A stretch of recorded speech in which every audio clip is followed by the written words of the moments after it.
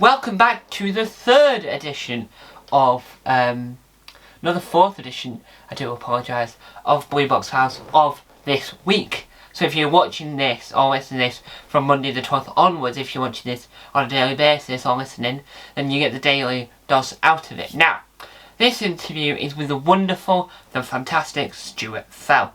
Stuart Fell, from my knowledge, and my knowledge might not be 100% correct, doesn't do many interviews, full stop.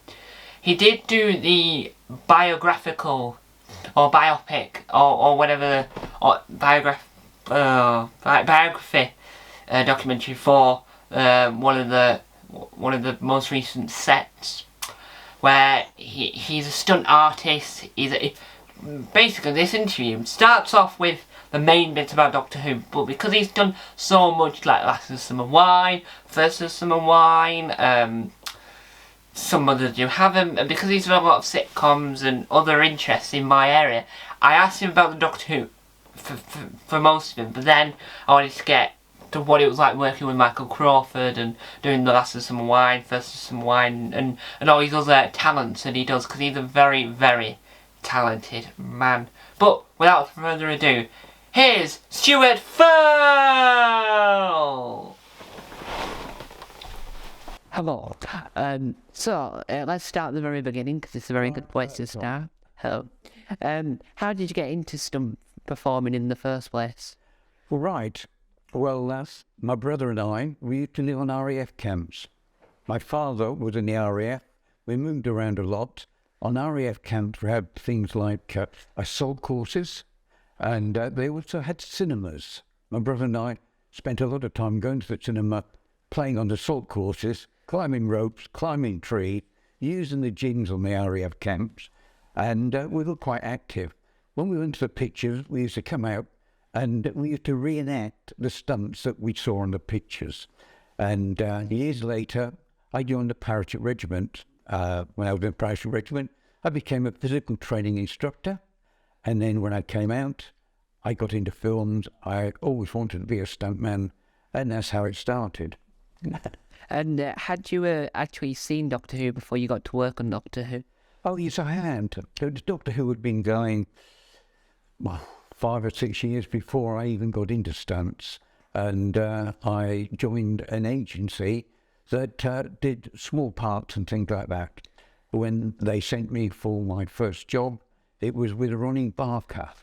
And I got on quite well with Ronnie Barker. And the scene I was supposed to be in, there was supposed to be a stuntman driving a car. The stuntman hadn't turned up, so they asked me if I would help them out. They were quite pleased with what I did. Ronnie Barker asked me what I was doing on this, playing an extra, and I told him I wanted to be a stuntman, and I was hoping to get some stunt contracts so I could get an equity card and all that. And that's how it started. After that, he started writing small scripts for me to play in, and I got about 6 stunt contracts off him. Yeah. And from then on, I worked for him on the 2 Ronnies and things like that. And I joined a stunt agency after I got 6 stunt contracts, and they got me onto Doctor Who. And what was it like working on Doctor Who at the time? Oh, it was wonderful. It wasn't long that colour had just come in, and I was very keen to do lots of stunts on Doctor Who. I'd been in the army, so I was ideal a unit soldier, and they used to use the same weapons as we used to use in the parachute regiment. And I also used to take with me a trumpet, so that if we had to get blown up or anything like that, I would use my trumpet. I used to take in my camper van then some boxes so that I could fall in, and a blow-up mattress and things like that. So I made myself fairly useful, and they kept booking me. And have you actually seen yourself back since it's been on? Well, I haven't really followed it since quite a long time now. It did come off the air for some time, and I never really got back to it. I watched it from time to time, and it's unrecognisable. The way they make it now is completely different. In the days that I was on it, we used to go for rehearsals all week, at North Acton Rehearsal Rooms, which is at the BBC. And we used to rehearse the whole thing, which would be a half an hour show. And then at the end of the week, we'd get an hour and a half to record it. And it all had to be done in sequence. If there was any outside filming, that could be slotted in. But they couldn't edit videotape in those days. And the BBC only had 3 recording machines for 8 studios. And you had to book your hour and a half. And when your hour and a half was up, that was the end of it. And what was it like to work with John Pertwee himself? Yeah, he was my favourite doctor. Yeah, definitely. He was a wonderful presence. He had wonderful stories, and he had some really good voices, very comic, and he loved stuntmen. When he joined it, the Doctor Who was dropping in the viewing figures, and they needed somebody like John Pertwee to try and boost it up again. And he was very, very keen that there'd be lots of action. And one of the problems they used to have in Doctor Who is that the costumes, the monsters and that type of thing, you were in them for about 2 hours in the evening under very hot lights. And they had 1 or 2 stuntmen that had collapsed in those costumes. Well, they weren't stuntmen, they were just actors. yeah. So they were quite keen to not have any accidents or anybody suffocate in those scenes or pass out again, because waste their time. But they used to ask me if I would like to play the parts of some of these monsters.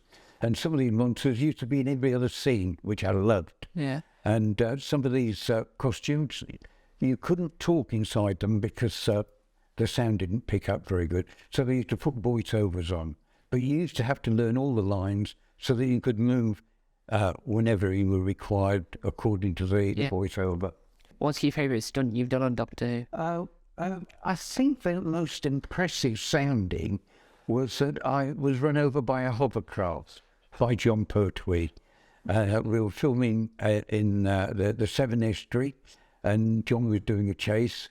And Barry Letts, who was the director at the time, he was very keen to use action. He said, I wonder if it's possible for John to run over a person. And the person that had supplied the hovercraft, that was fairly new at the time, he said, yes, it is perfectly possible.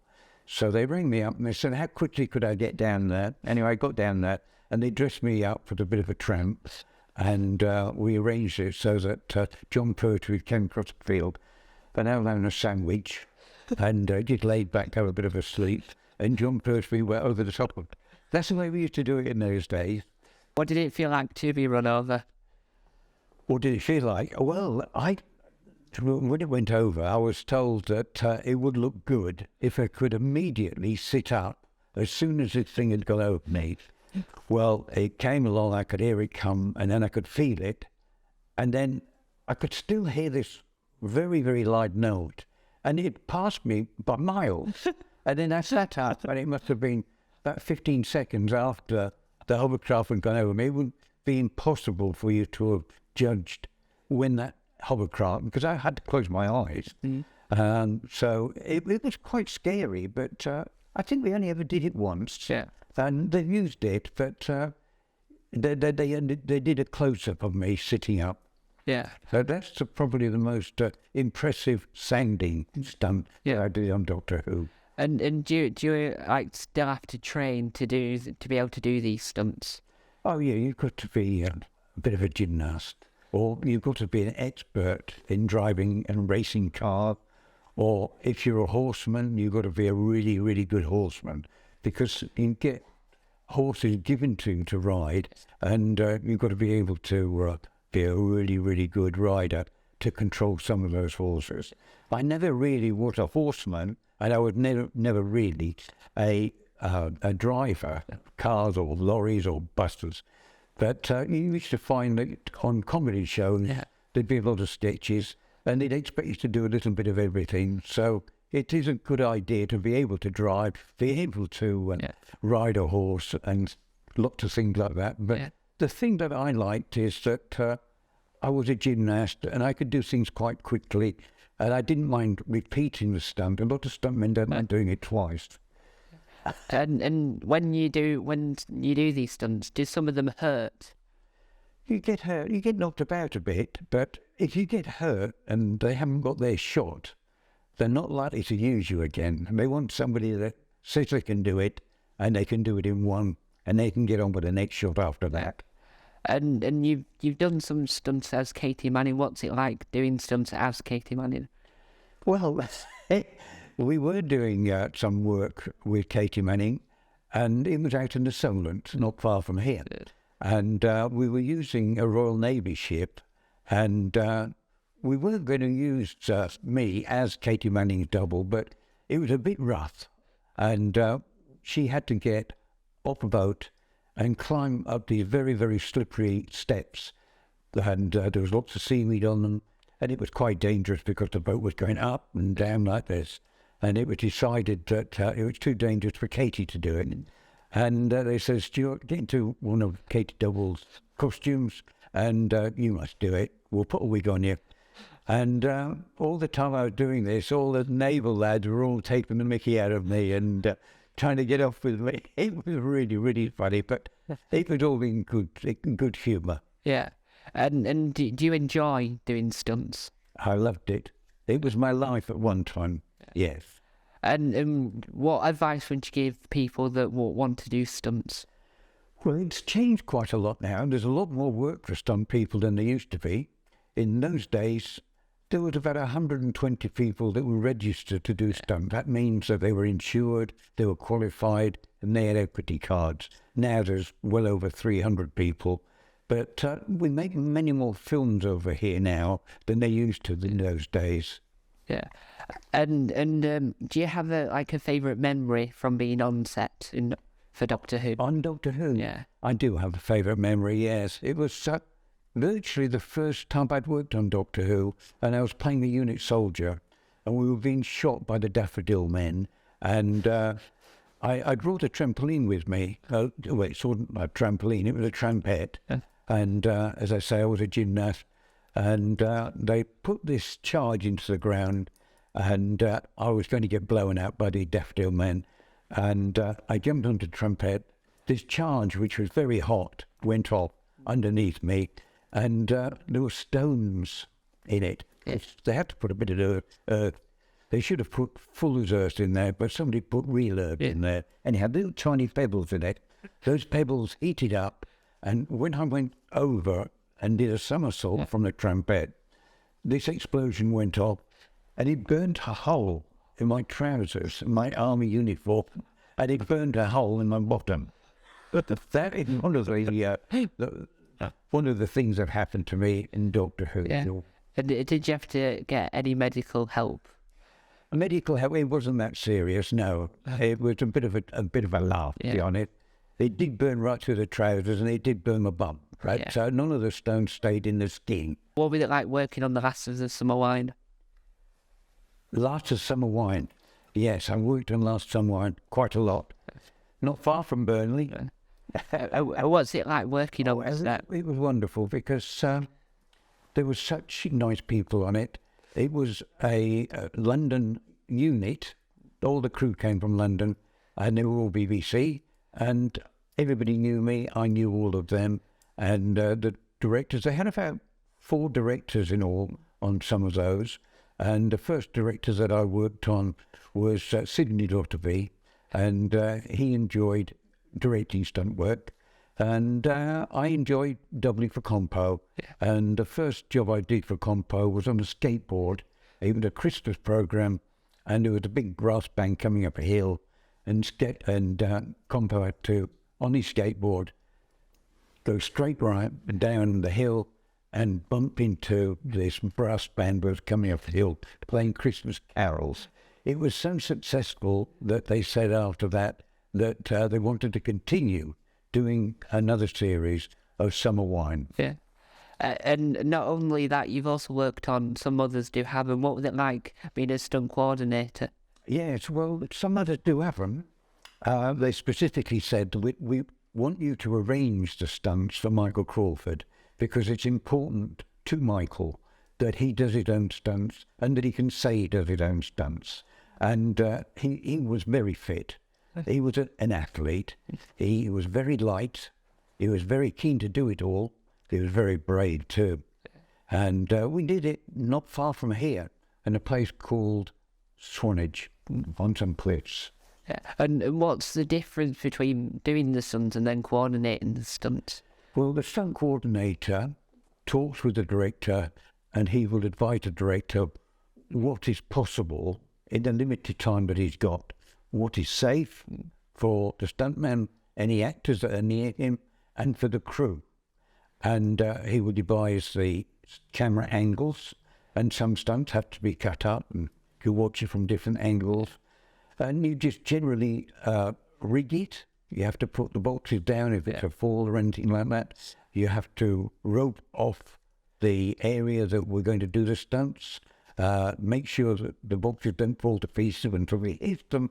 There's quite a lot involved. There's also padding that we have to use.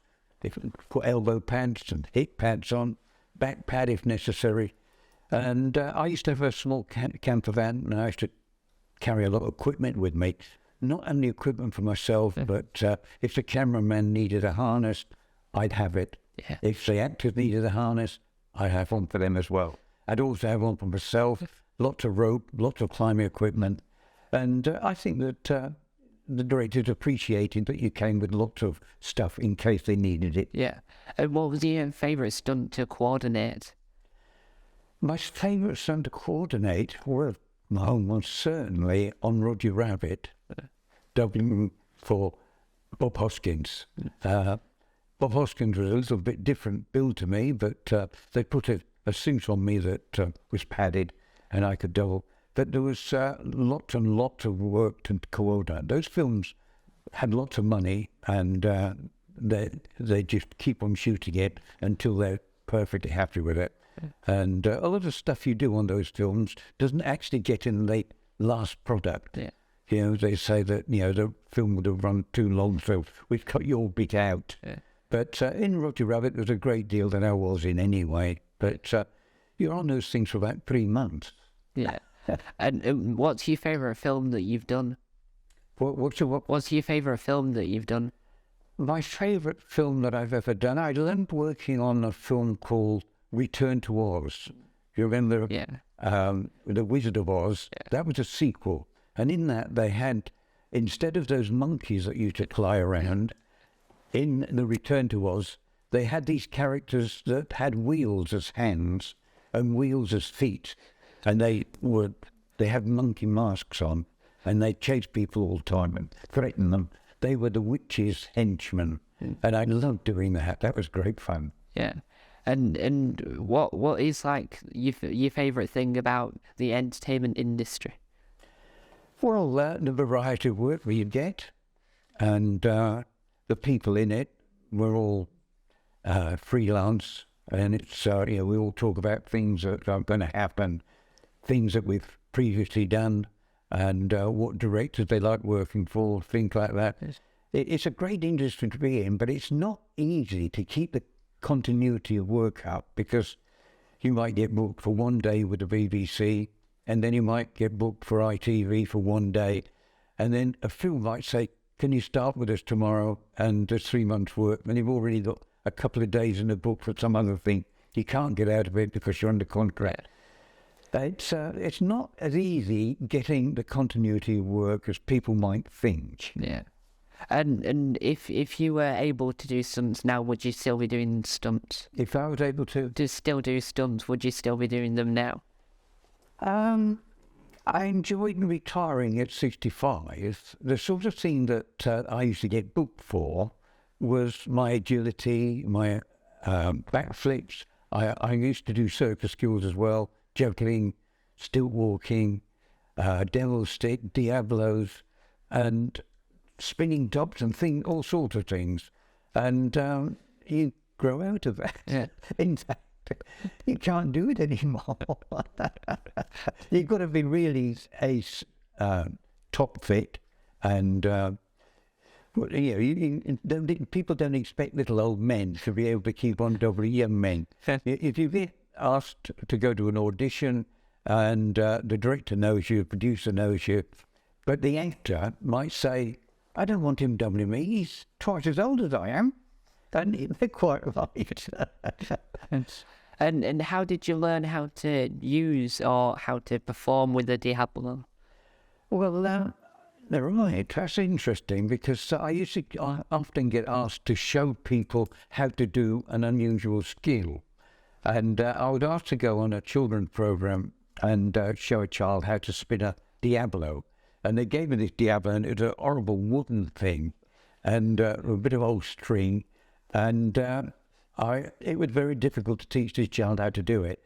And then I thought, well, there must be a nice way to make a Diablo which is bigger and easier today with modern materials. And I made one myself, a nice soft one.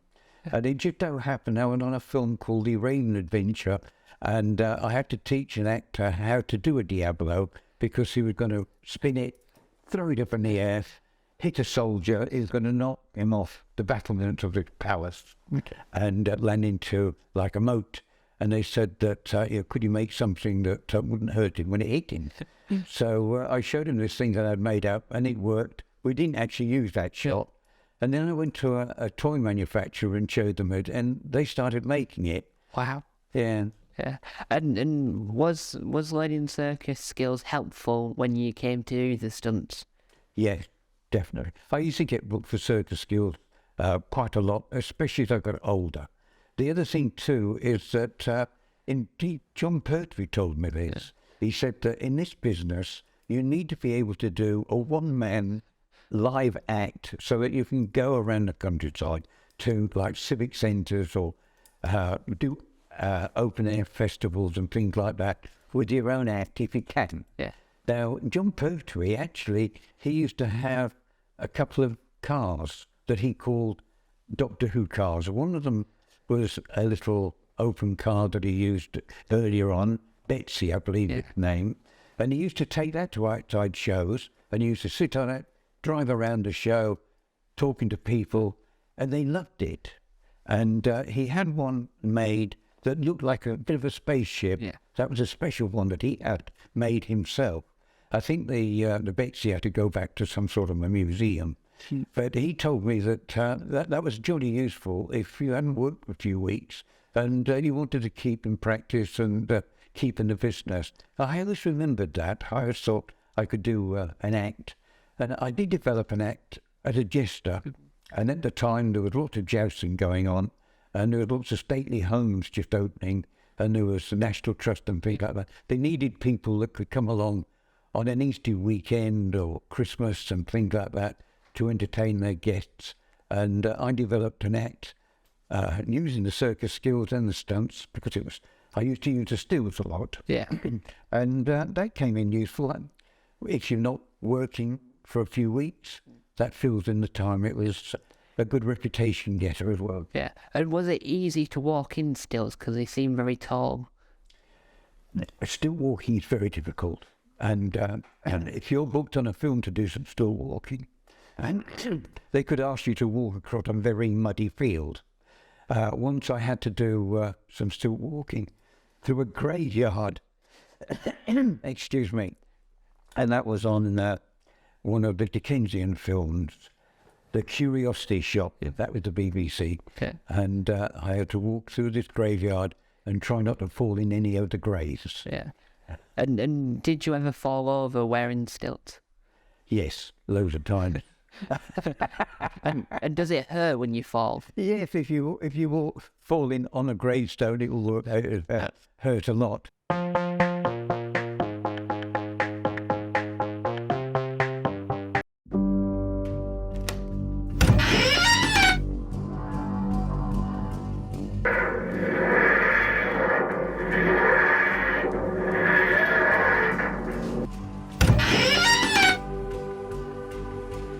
Don't forget to subscribe to the official Tom Mason YouTube channel.